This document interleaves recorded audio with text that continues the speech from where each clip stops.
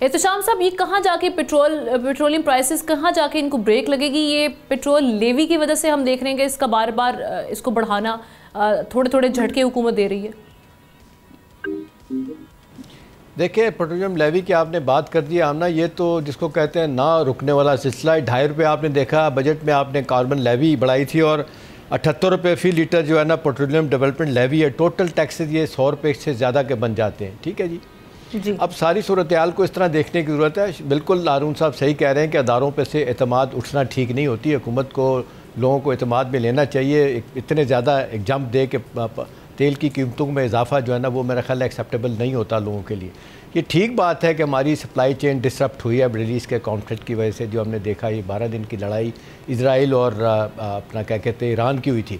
85% हम तेल बरामद करते हैं तो हमारे लिए मुश्किलात पैदा होती है इस हवाले से। लेकिन असल बात है कि जहाँ पे इंटरनेशनल प्राइसेस ऊँच नीच हुई वहाँ पे सप्लाई लाइन का डिस्टर्ब होना। फिर तीसरी इंपॉर्टेंट बात यह है कि जिस अंदाज से पाकिस्तान में प्राइसेस बढ़ाई जाती है हम ना, उसके लोग कहते हैं कोई जस्टिफिकेशन नहीं होती। 15 दिन के बाद आप तब्दील करते हैं। जब आप देख लें कम करनी होती है तो 50 पैसे 1 रुपया कम होती हैं, बढ़ानी होती है तो 6 रुपये 8 रुपये 10 रुपये तक चली जाती है। और इसका फिर रिपल इफेक्ट ये होता है कि ट्रांसपोर्ट का महकमा हो, बाकी चीज़ें हो, हर चीज़ जो है ना, सब्ज़ी बेचने वाला भी जो है ना वो कहता है पेट्रोल की कीमतें बढ़ गई हैं। भाई आप सब्ज़ी इंपोर्ट कर रहे हैं लेकिन हर चीज़ इससे लिंक कर दी गई है। तो